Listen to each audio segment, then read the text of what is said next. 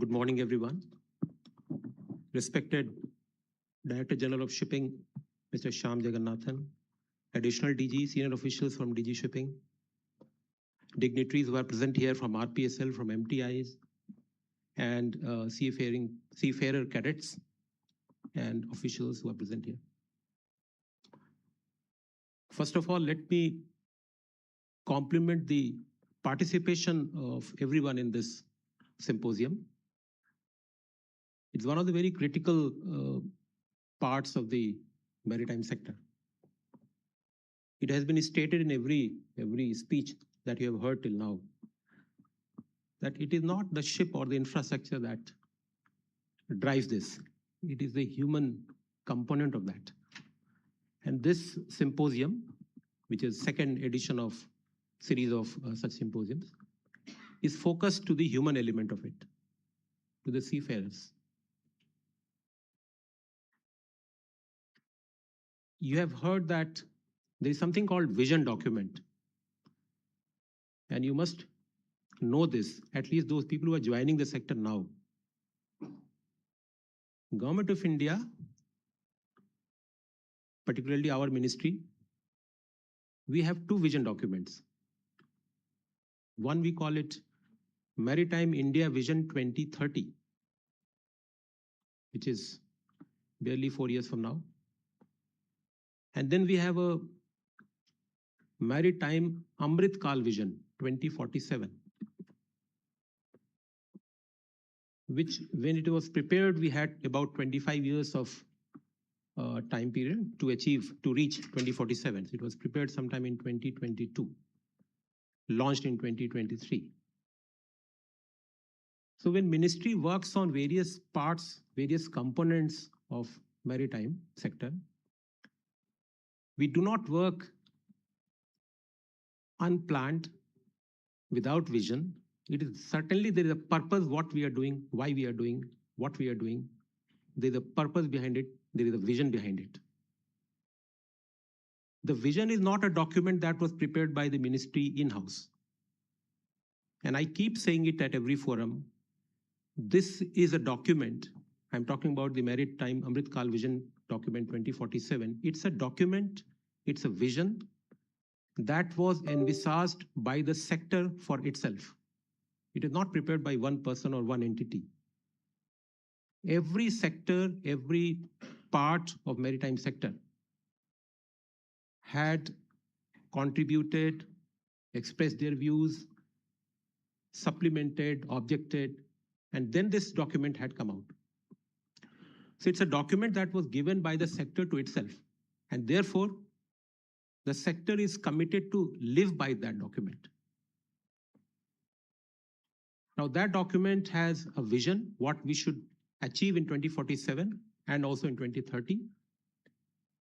It is a big chapter on seafarers. This document, it's available on public domain. It's also on DG Shipping website, on ministry website. If you look at that document, and I would suggest that those who have not read it must go through it, at least that chapter which pertains to the seafarers. It has almost every component that we have discussed today, whether it is about recruitment, skilling, training, engagement, employment, post-employment issues, welfares, post-retirement issues, everything. Secondly, our vision is by 2030, India should be contributing about 20% of the global seafarers in terms of numbers. Currently, we are at the rate of in the percentage terms, we are about 15 now. When the document was prepared, it was 12%. Now we are about 15. In next 4 years, we should reach 20%. And it was also presented in one of the presentations, the number of opportunities, number of such shortfall that is arising globally. In I think DG's presentation, the number was there. But there are many other numbers there. In a recent Parliament committee, there was a presentation made by DG himself. it gave a huge number of opportunities in terms of employment opportunities, the number of seafarers that will be required globally, particularly in the European part of the world. So there's a huge opportunity of employment arising.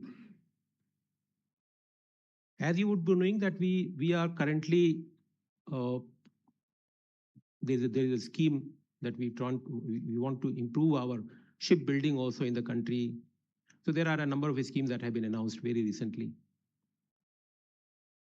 And we also want to improve the Indian flag seafaring, Indian flags, not seafaring, Indian flags. Just to give you small data, currently about 96% of our EXIM trade, 96% of our EXIM trade happens on foreign flags, foreign vessels. Our flags are very limited.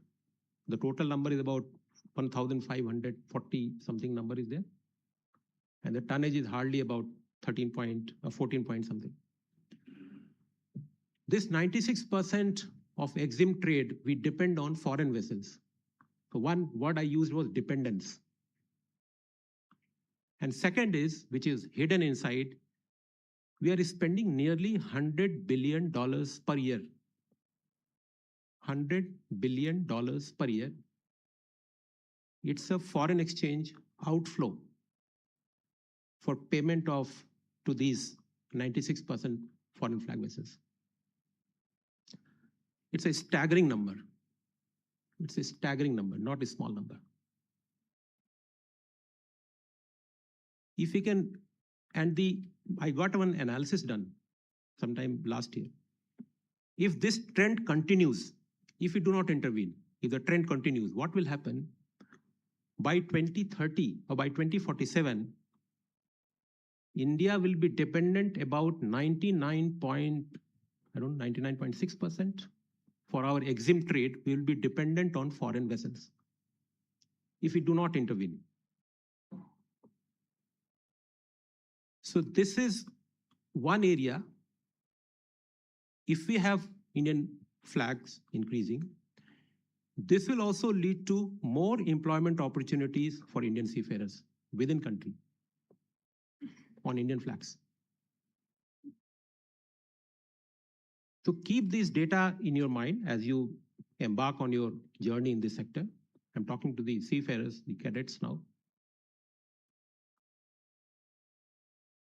One thing which I also feel very proud of, and all of us, at whatever forum we have interacted with, anybody I have interacted with at any forum, international, global, national, our seafarers have always been held in very high esteem because of their competence.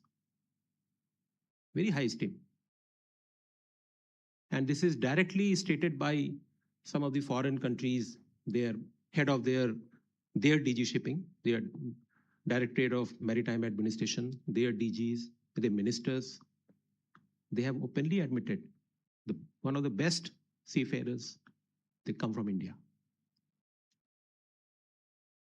But what we presented today was the other side of it. You have to respect the sea. Seafaring comes with a challenge. It comes with an opportunity. And I was recently interacting with one group of cadets in one of the MTIs here, that you should have good bond, good friendship with your colleagues, not only in college while you're in the MTI, but even after that. What happens suddenly when you leave MTI, when you leave your college, when you leave your university and go to a working environment on a ship? Keep that friendship, that bond alive. Apart from your technical skills, that anybody that in any case is being taught to you, you will excel in that. But keep that other part, the human element, intact. Because I have seen in administration, I also see the other side of it. And the number was shown here, the number is very high. So when you are in distress, what helps you? Your technical skill and your personal skill. Both are important. And this is where the RPSL's role come in. I did not know what RPSL is till about last year when we were drafting the new merchant shipping bill. Now it has become an act of 2025. But last year we were discussing the various provisions, clauses of that bill. You know that you are basically governed by the Merchant Shipping Act of India. So we were drafting the bill and we were discussing clause by clause. And at every forum we had to go present. There'll be questions we have to answer. And that was the time when we realized that RPSLs are not properly governed through the law. There are hardly any provisions in the act.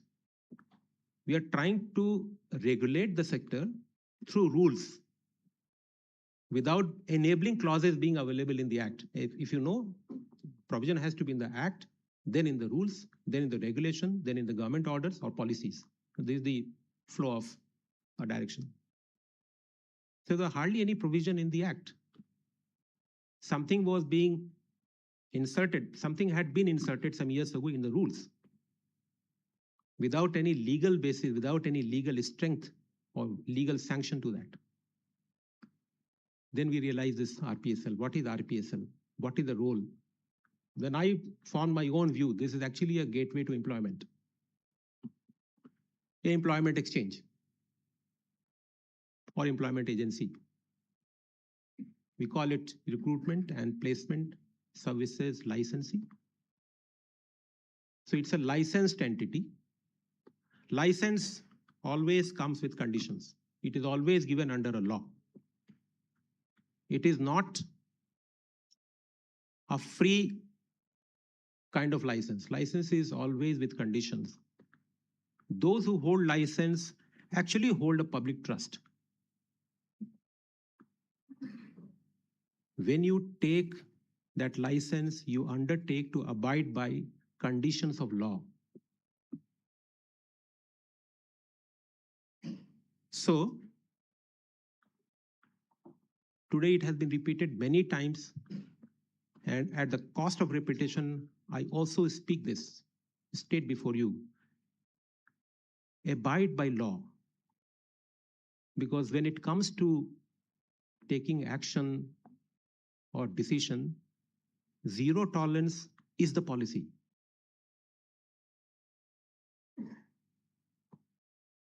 Zero tolerance, and everybody, we have been dealing with RPSL cases now. Zero tolerance is the policy. Why? Because your RPSL's conduct ultimately reflects on the life of a seafarer. How well the RPSL conducts itself is directly proportional to the welfare of seafarer. In last about 2 months, 2 months ago, I have been personally sitting with Mr. Meena and Ministry of External Affairs and our embassies in various parts of the world. We sat about 4 sittings or 5 sittings we had through VC. All embassies, they had joined us. We discussed every single case of Indian seafarer in abandonment. Every single case. It took many days, it took many hours of my work. The number of abandoned Indian seafarers was running into 830, which is a very wrong signal that we give to the world. Very wrong. While on the one hand, we are said to be the best seafarers in terms of skill, competence, but on the other hand, we had 830 seafarers in various stages of abandonment in different parts of the world. But fortunately, it's our job also. The Ministry of External Affairs, the embassies, Indian embassies in those countries and missions in those countries, they became very, very proactive and they're very responsive to our call. I personally had discussion along with him. Personally, we discussed with each single Indian mission. And yesterday I was told by Mr. Meena that number has come down from 830 to around 400. I have suggested that we hold another round now. Maybe as soon as I get time after the parliament session is over, then I hold another round of discussion and bring down this number to 2 digits. That is the first target that we set. Number should be brought down to 2 digits.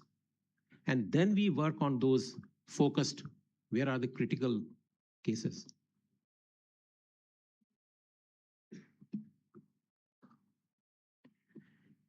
Another important point about RPSLs, now we have a new act, Merchant Shipping Act 2025. Once we make act, then we have to frame rules based on that. About 50 rules are being drafted under the Merchant Shipping Act 2025. One of the rules will be pertaining to the RPSLs. I think its draft is already in public domain. Yes. So all RPSLs, all, you must contribute to that rule. Please go through that. कितने page का है? 20 page. It will take you 20 minutes, not even 20 minutes to read. Every RPSL is under obligation to read those rules, set of rules, go through those 20 odd pages, suggest changes, make contribution, make it more robust. Because it is these rules which is going to be implemented here onwards. Our target date is February 18th next year, when these rules will be finalized, approved, put in public domain for application, implemented. So all will be actually regulated through those rules, RPSLs. Please contribute, go through that first. First you go through that. We are still in the phase of consultation with the stakeholders. And I also suggest that you please look at this, even the seafarers in the MTI, they should also look at that document. It is not limited that one document has to be seen by only one person. These 50 documents are in public domain. Anyone can contribute, read, contribute, suggest on any of those 50 rules. But primarily, you please look at this set of rules. Secondly, what I have also, it was presented by DG Shipping, that you, in public domain, it means on DG Shipping's website, easily accessible, easily visible, easily reachable form. RPSL का grading कर दीजिए, in whatever fashion you want to grade it. जैसे भी है, A, B, C, D or alpha, beta, whatever, in whatever fashion, grade it, grade them, and put it on public domain on your website. That also can be discussed with the RPSLs in what way, what could be the set of parameters on which grading can happen. This could be not one, but multiple parameters. Grade them, put it on public domain. Similarly, I'm also trying for the MTIs. There's something already available, but MTIs, there also we are facing issues. So both RPSLs and MTIs should be properly graded and put in public domain for easy access. अभी पड़ा हुआ है, लेकिन मैंने बहुत try किया वहां तक पहुंच जाऊं डीजी शिपिंग की वेबसाइट खोल करके, मैं नहीं पहुंच पाया. तो मैंने बोला है कि बिल्कुल खोलते ही सीधे आंख में लगना चाहिए क्या सामने आ गया. बिल्कुल साइट खुली सामने flash.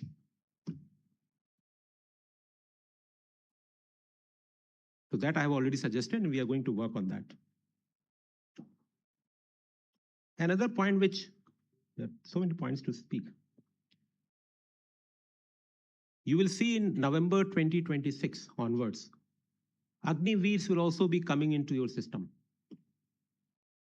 We already have a transition plan, a scheme ready, is working well. And the movement, physical movement should start sometime in November 2026 when the first batch of Agniveers start transitioning from the Indian Navy to the merchant shipping. So be prepared for that.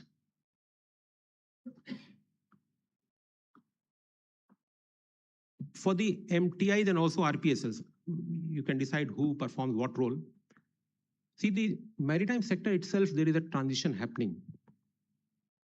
Fast and properly announced. One is the IT part, the digital intervention in terms of navigation or maritime activity. And second is in terms of fuel transition. These two things which I have been hearing quite a lot in the ministry, and everybody has been, I've been learning from the sector people himself. So the seafarer should be ready with these two additional skill set also, apart from your regular maritime skill which you learn in the MTIs. One is the IT transition that is happening, digital transition that is happening. And second is about the what type of ship, what type of fuel the ship is using or will be using. You should be prepared for that. I understand, I know that some of the MTIs do teach this, provide these skill sets to their own seafarers, but I also learned that it is not imparted to everyone. So DG should work on this aspect also. Now, before I conclude, I have talked about the MEA, Ministry of External Affairs, our Indian missions, Indian embassies abroad, how they have contributed to the welfare of the abandoned seafarers, protection of them. You have recently also had this Ministry of Home Affairs through their Bureau of Immigration. They've also come out with a new set of policy, which makes it absolutely easy for an Indian seafarer in coastal waters for shore leave, for sign on, sign off. And also there is a facility for the foreigners who come as OEM personnel or technicians, for them also. So this kind of support from the government is always there, and we work towards it. It didn't happen overnight. I think for last about 1 year, we have been working with this with the Ministry of Home Affairs, and they have been very prompt in responding. And very recently, this order has come out. I think everybody should be knowing that and should read that also. In conclusion, it's a very good line to say, but let me say this.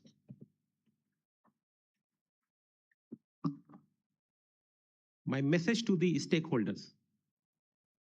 Stakeholder पे define नहीं किया कहीं पे, but we are trying to define it now in one of the acts.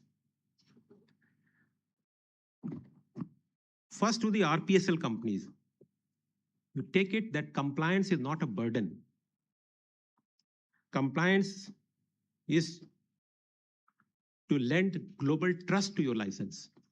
Your license should have value. That is why compliance is required. And that is why I was saying that you please go through the RPSL rules of 2026, the draft rules. To the MTIs who are present here,